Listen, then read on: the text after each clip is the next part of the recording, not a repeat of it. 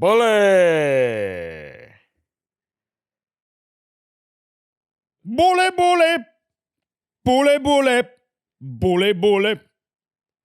26th president of the United States. Well, he's an interesting man. He's a big teddy bear. Big teddy bear.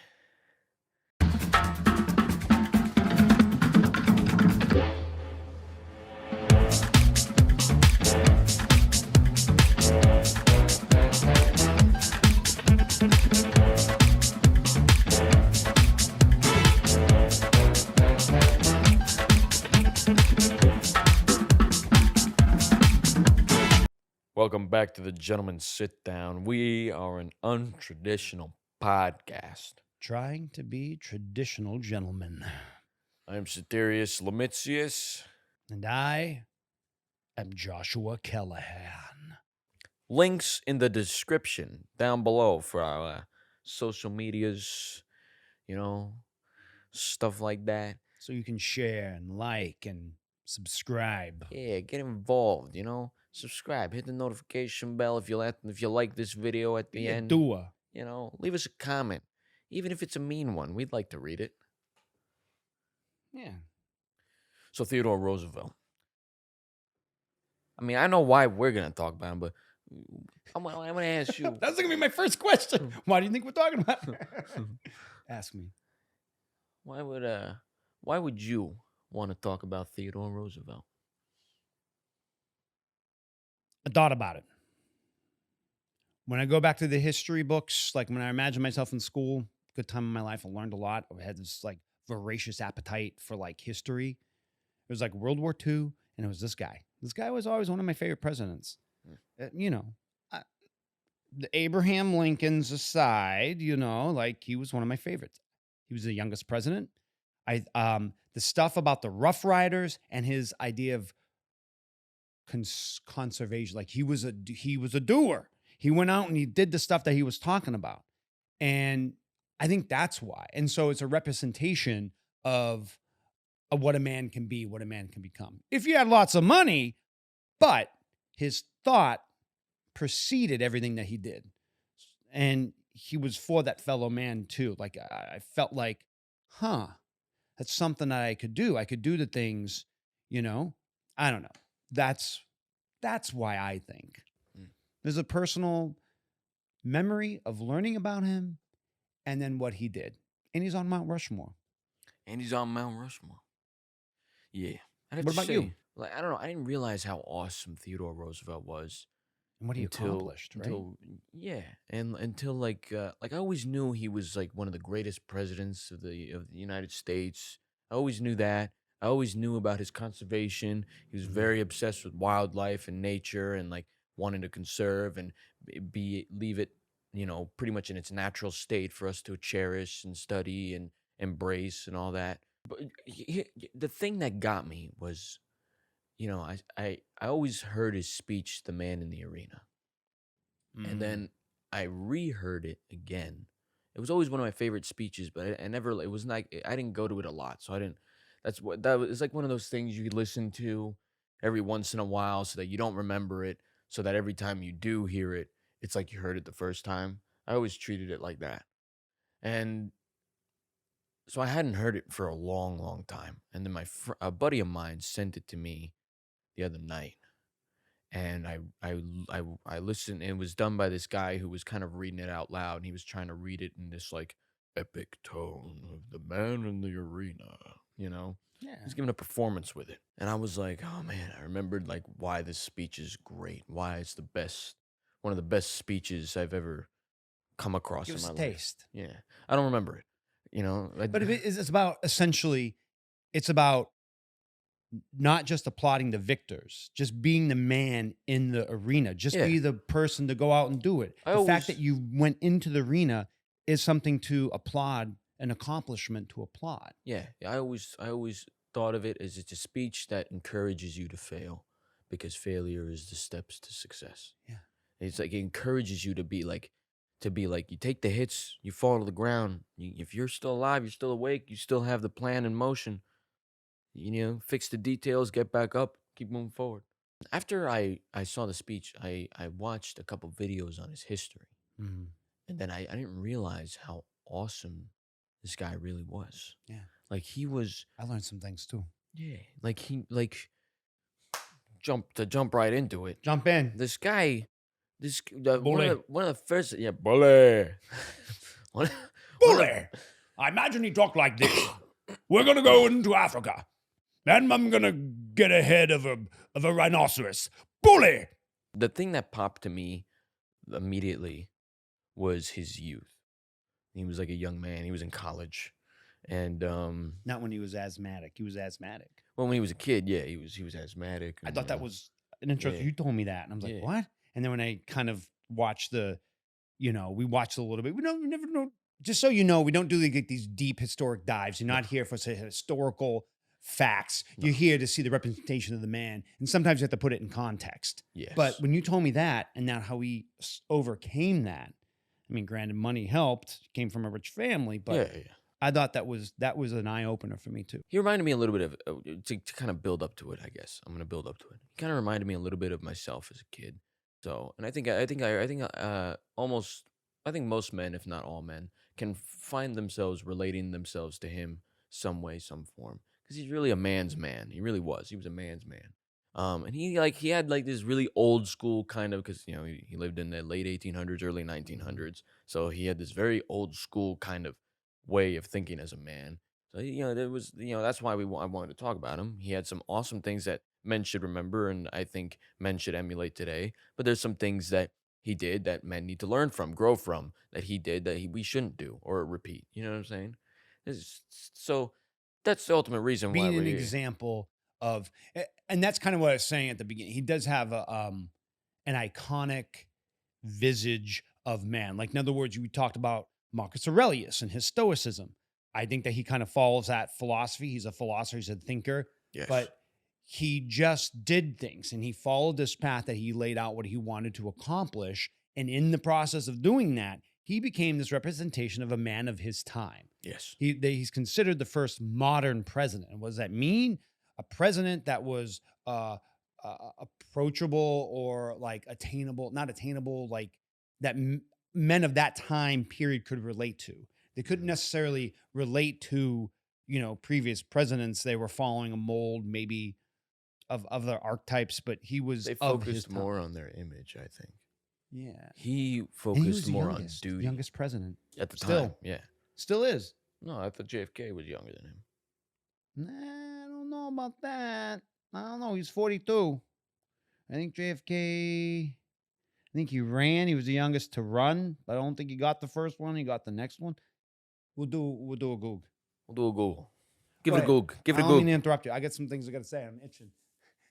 Yeah. I got history hives. I got to get them out. All right. Well, I'll say real quick. Go ahead. One thing I'll say real quick that his youth, he was a kid growing up. He was very like, in the books and stuff like that. Blah blah blah blah. Blah.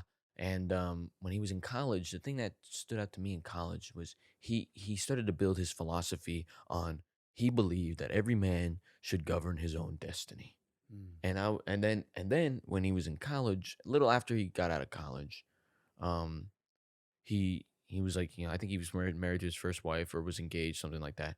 And he went on this trip and he was hiking and he wanted to pursue this political career because he knew that he wanted to make a change because he knew that the truth is he believed every man should be in charge of their own destiny, but the only people that really have the power to really mold their destiny was the upper rich. class or rich elites, and he didn't like that. He believed that every man should be in control of their destiny, and he's the real first president to really create the modern America, which is the land of opportunity. And Middle class man and Exactly. woman being able to manifest their own destiny instead of, okay, listen to the leaders, but no, now you can become a leader. You're right. Yeah. And so saying that I've often referenced like in this talk about, he came from wealth, so that helps. But he knew that other people needed that access. And that was the backbone or the skeleton of this republic called United States of America. And he wanted to effect that change. And he ruffled a lot of feathers in the Republican Party of his time because of that. Yep. But I like the story you told me too about, remember, who's mad about his dad dying, and Yeah, and he he was shot in his the thing yeah, with the dog. yeah. I got another story I learned about it. It's like I was trying to figure out why did they represent the teddy bear? This story is really cool. So the thing about the dog, you want to tell it? I don't know. Well, yeah, okay, I'll tell. So Now I'll talk about the teddy so bear. so yeah.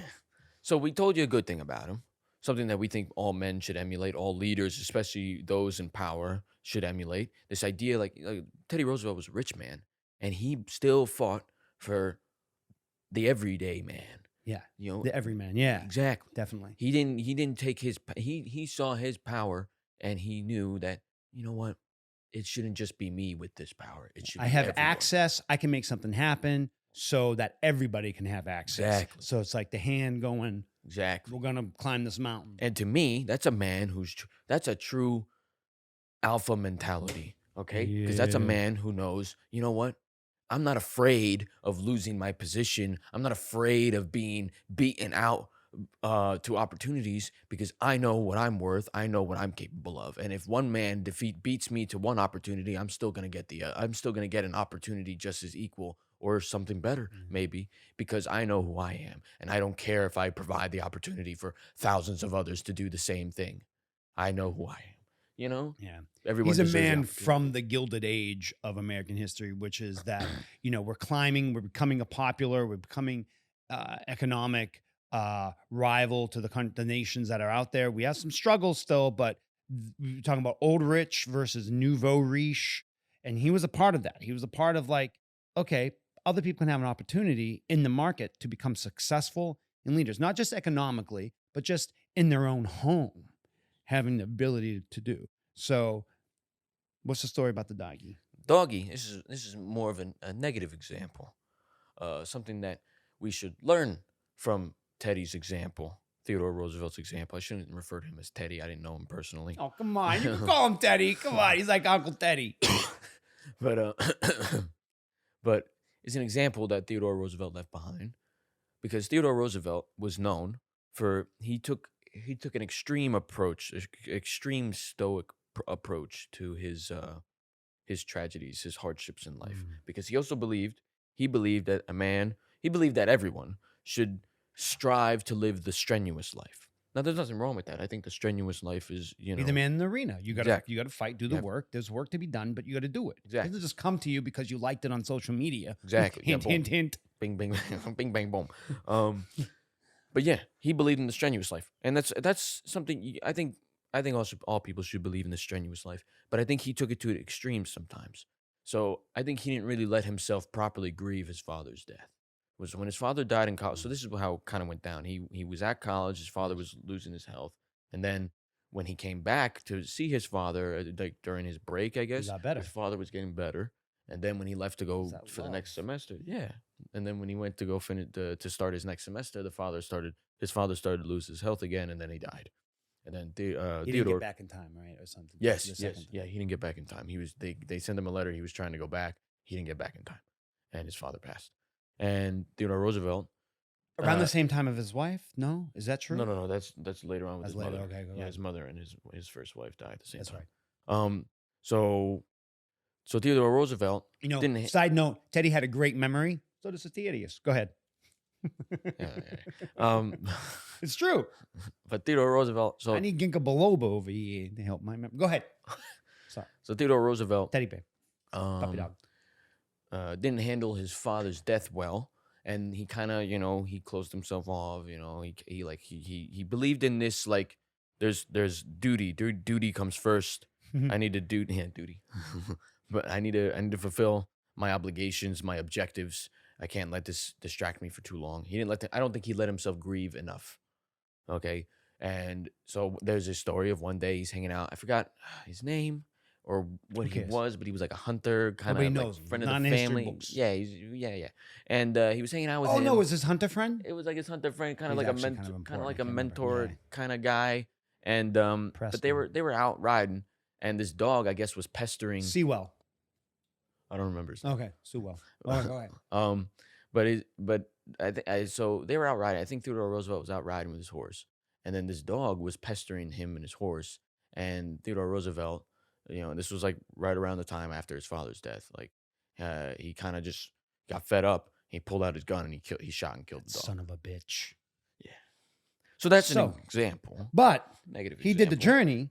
It's a negative example. Early on in his life, he was not even in his 20s. I think he might have just been in his 20s there. Yeah, So, yeah. you can explain it away. Here's a story how he got the name Teddy Bear, which his rivals tried to use it against him. And he said, fuck you, you're not going to do that. Yeah. Oh. And it's this story. And I didn't know this. So he's running around the country. I think he was president. He's president at this time. And he goes to Mississippi. And he's notorious for being a hunter. And the guys in Mississippi are like, oh, come and shoot this bear. We got him tied up on a tree. And it's unsportsmanlike. He's like, I'm not going to shoot this. I'm not going to shoot this bear. Yeah. Because of, it's not in the wild. It's defenseless. It's defenseless. You got him tied up in the tree. And so somebody else ended up shooting the bear or whatever. And so you got the journalists took it, oh, the old teddy bear, he's like saving the thing. But then housewives and moms and stuff like that, like in teaching stuff to their kids, saw this as a good example. And so we got the teddy bear. And then you get Teddy Ruxpin and all the stuff. We're still talking about the teddy bear because of Teddy Roosevelt and his learning from this lesson. A good example of compassion. Compassion. Boom. And it's like he was a hunter.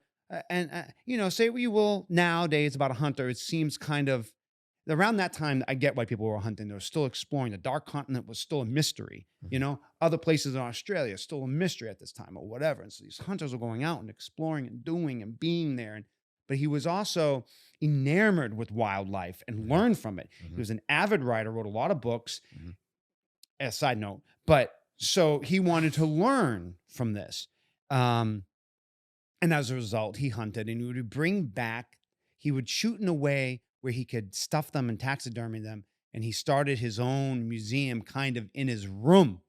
And I thought this was great. And he brought like 1,100 like kind of exhibits and things of different creatures and stuff for people to see. And that's what he was doing this for, collection and learning for others who couldn't do these trips.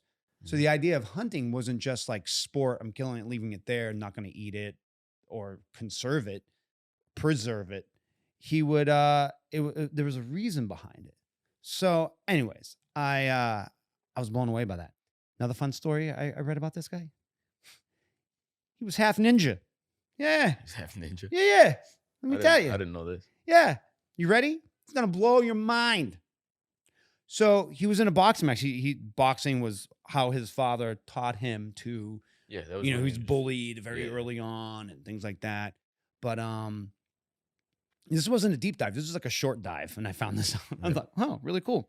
Half ninja. Yeah. So he's boxing. He loses his eye. This is like 1908 or something. So he's still in the White House and he was just sparring. And he disconnected his retina and da-da-da. And so he quit boxing. But then you know what he did? He went to jiu-jitsu. He started learning jiu-jitsu. He's half ninja. That's cool. I didn't know that. I didn't know he knew jiu-jitsu. That's cool, right? Yeah. Hey, come on. You learn jiu-jitsu. Yeah, that's great. That's awesome. He would put himself into the thick of things. So he wasn't like, this is another great Man in the arena. Yeah, exactly. That's probably why he made this speech, because he did it all his whole life. But he was like this rich, he's so uncharacteristically a rich man, because he's a rich man. And he had this, I remember he took, he retired from politics for a little while before he became president. And he went to this ranch that he had in North Carolina or something like that. North Dakota. And he said, there's a quote, he said he wouldn't have became president had he not gone to North Dakota. Yeah. And he went to this ranch because this was right after his mother and his first wife, they both died February 14th, Valentine's Day.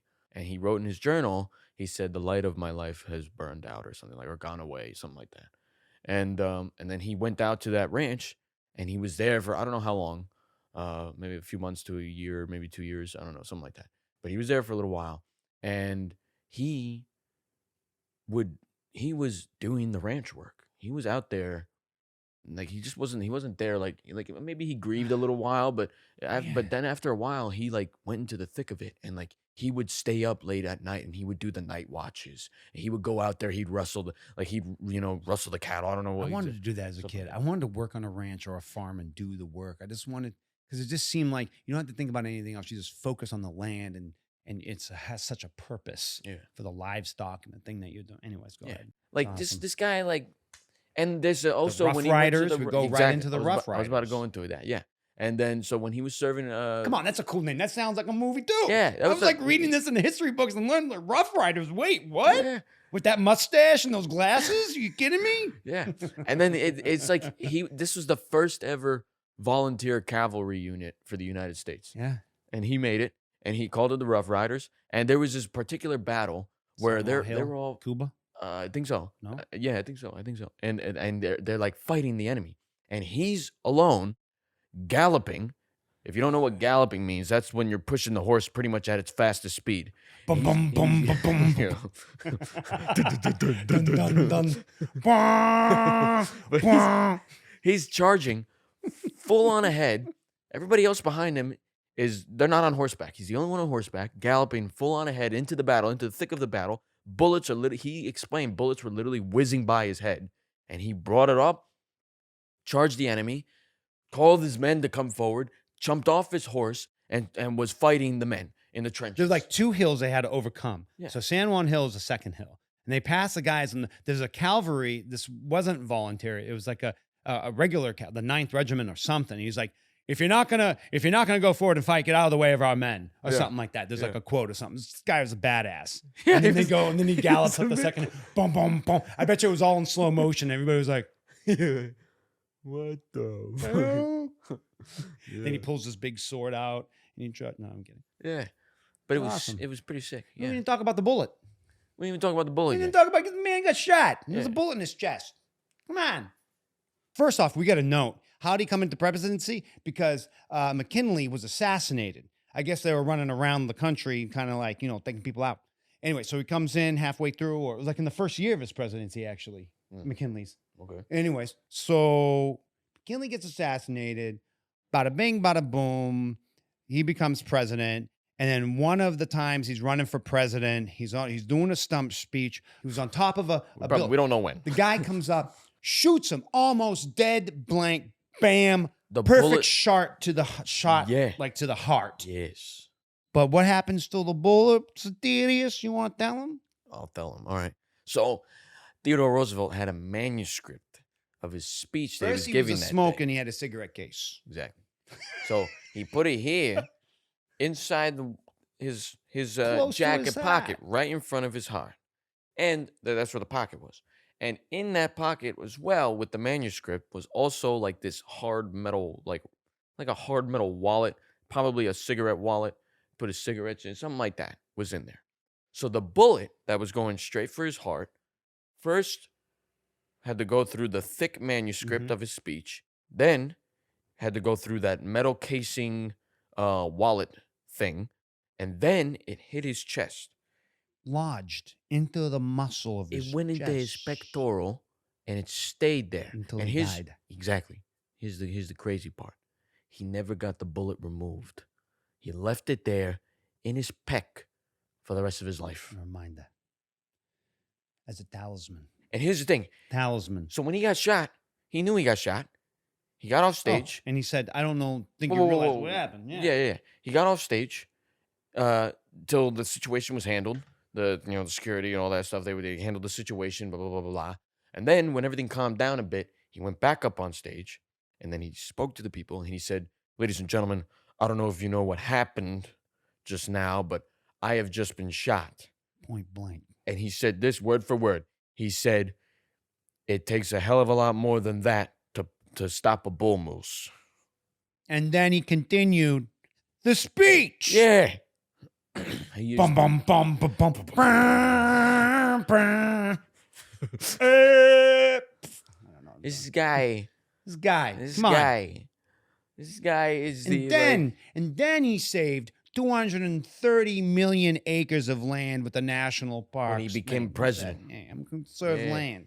Try to shoot me and again. he was a big Republicans, you want to shoot me? Yeah. and he's a big I got reason. another Beck over here.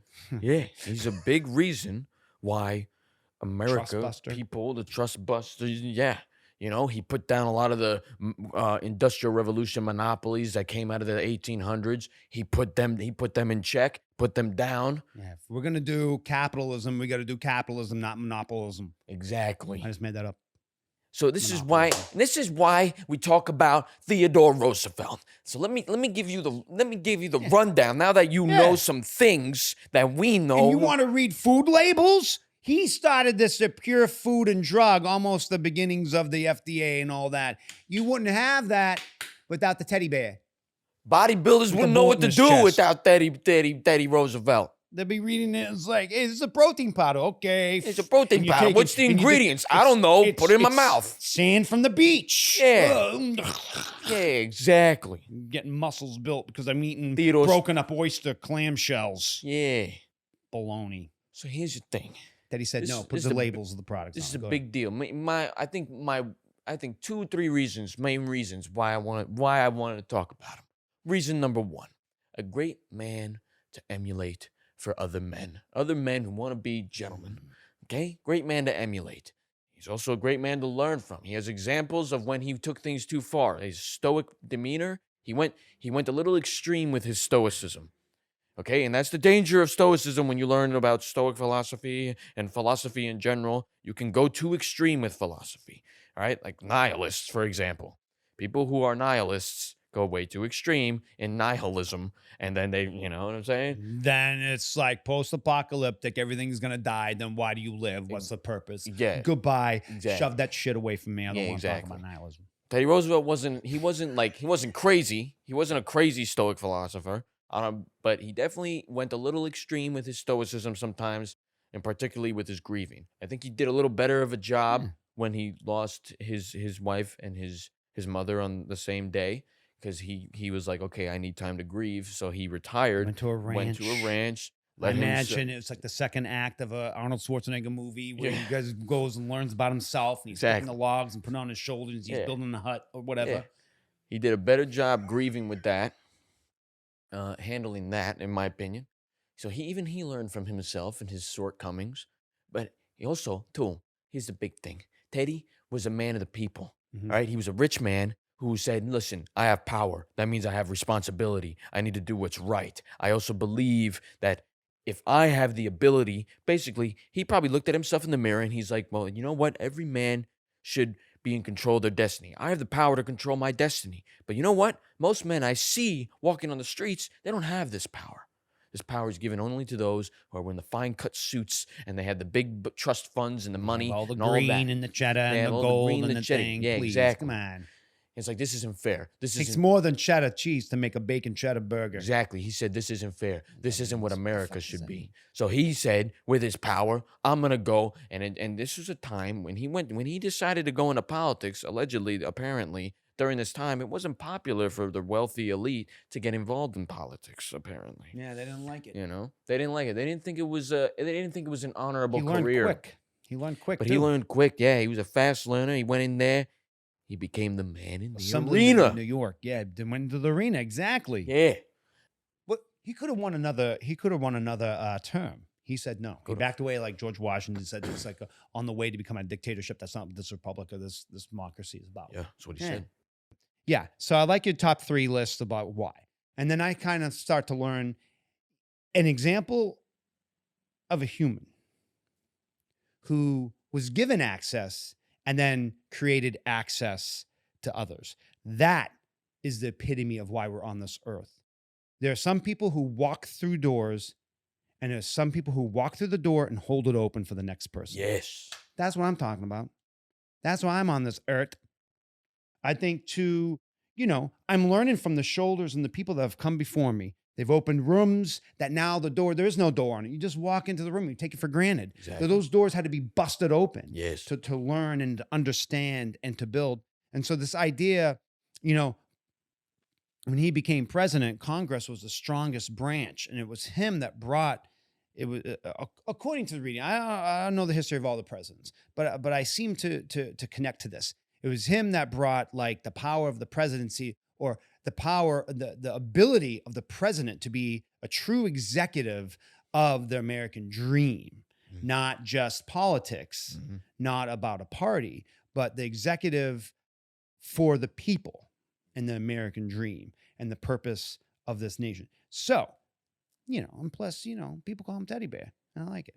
People call him Teddy Bear. Yeah, what else do you do? Come on. So yeah, Food, drug, conservative, Rough Riders. He San Juan Hill. He's on Mount Rushmore. He's on Mount Rushmore. He's one of the top four. Yeah. Modern president. What? Yeah. Oh, completely. He was a writer. He wrote like over 35 books, and he has the definitive take on the War of 1812 and the Navy. And he was a builder of the modern U.S. Navy. He did a world tour of the Navy. Yes. It's kind of grandiose, but back then we were just proving to the world, like, hey, we have a reason for being here. America wasn't always on. I mean, we were always on the map, but we weren't always a contender. And it was different. It wasn't until then you had to showcase people in person. You do a world tour. That's the way. Like they didn't have TV back then. They didn't have TV back then. Nobel Peace Prize running. We talked about that. It's great stuff. This is great stuff. It's a hit list of. He's a great example of what men should try and emulate in the modern day, and like a modern major gentleman. Yeah, and there's things that to learn from him. He's got his flaws that he had, but there's a lot that America, the country, and its politics should learn from Theodore Roosevelt. That there's things that will help us today. Yes, 100%. There are things that men, women, people need to learn. That it's possible, all right? Because it's possible to be the kind of man that Teddy Roosevelt was and still have compassion, still have understanding, still be a man who builds up the people. There's this quote that I will always live by, and I forget the name of the man who said this quote. I will try to find it. But this man said, true masculinity is not dominating the people around you or dominating people. True masculinity is empowering people. And that's what Theodore Roosevelt was all about. He was about empowering people to let them become the masters of their own destiny. Masters of the universe. He was the OG He-Man. Boom, boom, boom, boom, boom, boom, boom. Yeah. I don't know what else to say. I think I've covered my part. We did. Yeah. We talked about the jiu-jitsu. We covered it. I think we covered it. We got the jiu-jitsu in too. Yeah, come on. Guy do karate. Yeah. Literally not karate. Literally, it's jiu-jitsu. It's wrestling. Nothing to do. Yeah. It's wrestling. Yeah. It's rolling. It's like twisting your body around. It's like submission moves and all that. Yeah. This guy, badass, smart ass, wise ass. Fucking hardworking ass. A bullet in his peck ass. This guy's a legend. Legend ass. Boom. President ass. Yeah. I don't know. He did it all. Sounds bad. It's good. We did it. We covered it. We covered it. History lesson. Teddy Roosevelt 101. We didn't get too preachy, did we? Hey, if you think we did, why don't you write about it? Exactly. Why don't you comment on it? We too preachy? Huh? Yeah. Praise be. Hallelujah. Yeah. Boom. I don't think we were preachy. I think we explained it. No, I think we made our point. And if you disagree, write in the comments. You want to say something mean about us just because you want to say something mean about it? Please. Yeah, ding the bell. Just ding the bell. Yeah. If you enjoyed this video, ding the bell, right? Subscribe, hit the notification bell, follow on the other social media accounts. It's in the links in the description. It's all that stuff. It's right there. It's easy access for you people, right? Don't act like it's what's it called? Hard? Yeah. Difficult? Or, you don't have to be a Rough Rider to subscribe and do it. It's like, come on. Yeah, there's no, it's not an inconvenience for you. Right? There's nothing inconvenient. We're trying to make it as simple as possible. If you got other ways that make it simpler for yourself, right? Well, let us know. We'll try to work on it. Sure. All right, but come on. We will invent a telepathic, so you don't have to go. Boop. Yeah. You know what? We'll talk. Yeah, we'll talk with Elon. We'll tell him, fuck the electric car shit. Let's try to get involved with get off Twitter. Telepathy. Yeah. I don't know. I couldn't say the word for some reason. Self-driving telepathy. Yeah, exactly. Boom. Yeah. Flying. We'll get you with mind bullets. Yeah. Who you been? I've been Ceterius Who you is? Lemitius. And I am Joshua Callahan. We've been the Gentleman's Sit Down. We hope you have a great week. We'll catch you next week. Boy, Peace. peace. Bully.